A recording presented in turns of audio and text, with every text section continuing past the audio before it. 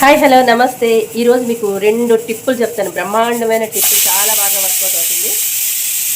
చూసారా, దీంట్లో దీంట్లో నేను ఏం పెట్టాను అంటే పప్పు పెట్టానండి. డైరెక్ట్గా పప్పు పెట్టా, పాలకూర పప్పు. చూసారా, కిందకి ఒక్క చుక్కైనా వచ్చిందా? రాదు.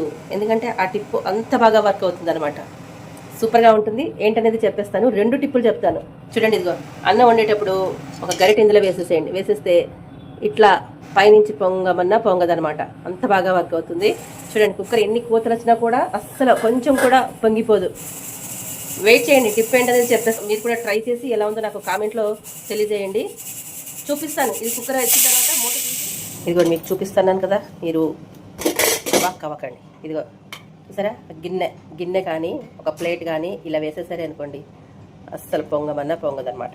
ఇదే మంచి టిప్.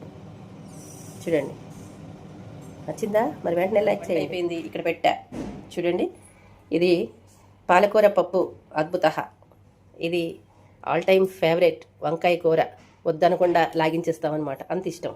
అలాగే ఇది టొమాటో గ్రీన్ మిర్చి అంటే పచ్చిమిరపకాయలతో చేసిన పచ్చడి అండోయ్, అద్భుత. ఇది కూడా ఈ మూడేనండి, సూపర్గా ఉంటుంది.